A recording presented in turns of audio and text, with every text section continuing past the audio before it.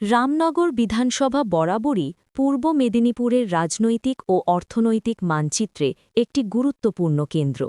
দীঘা, শঙ্করপুর, মন্দারমণি থেকে তাজপুর উপকূল জুড়ে বিস্তৃত পর্যটন শিল্প যেমন এই অঞ্চলকে সমৃদ্ধ করেছে, তেমনি কাজু চাষ, মৎস্য সম্পদ ও পান চাষ রামনগরের অর্থনীতিকে করেছে শক্ত ভিতের ওপর দাঁড় করানো।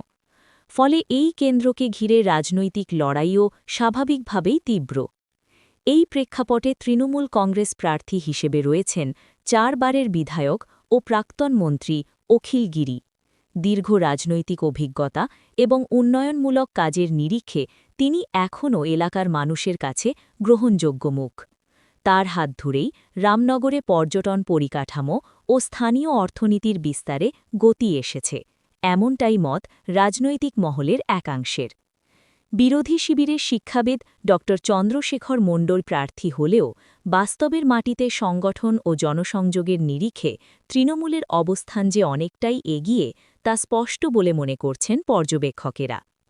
কিছুদিন আগে ভূমিপুত্র ইস্যুকে কেন্দ্র করে যে গোষ্ঠীদ্বন্দ্ব সামনে এসেছিল তা এখন অনেকটাই স্থিমিত। দলীয় স্তরে আলোচনার মাধ্যমে সেই বিভ্রান্তি কাটিয়ে উঠে সংগঠন আজ ঐক্যবদ্ধ। যারা একসময় দূরত্ব বজায় রেখেছিলেন তারাই এখন প্রকাশ্যে প্রার্থীর সমর্থনে সরব। রামনগরের যুবনেতা অভিজিৎ পানিগ্রাহীর বক্তব্যে সেই বার্তাই উঠে এসেছে। অখিলগিরি আমাদের অভিভাবক, তাকে বিপুল ভোটে জয়ী করতেই হবে। তার এই মন্তব্য ঘিরে রাজনৈতিক মহলে নতুন করে আলোচনা শুরু হলেও তৃণমূল শিবিরে তা ঐক্যের বার্তা হিসেবেই দেখা হচ্ছে। সব মিলিয়ে উন্নয়নের ইস্যুকে সামনে রেখে এবং সংগঠনের শক্তিকে সঙ্গে নিয়ে রামনগরে আত্মবিশ্বাসী তৃণমূল কংগ্রেস।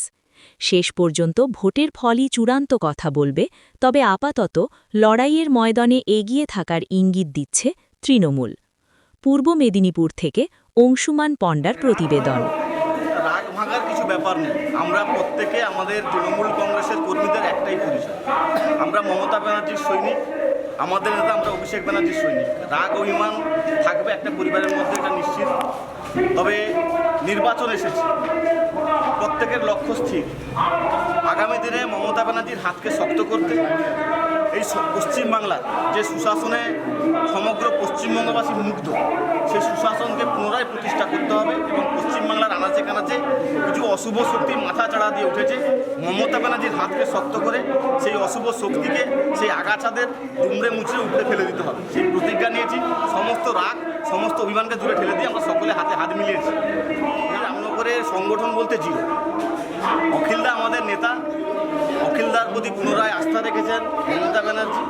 আমরা সকলে অখিলদার হাতকে শক্ত করব, কারণ অখিলদার হাতকে শক্ত করা মানেই মমতা ব্যানার্জির হাতকে শক্ত করা।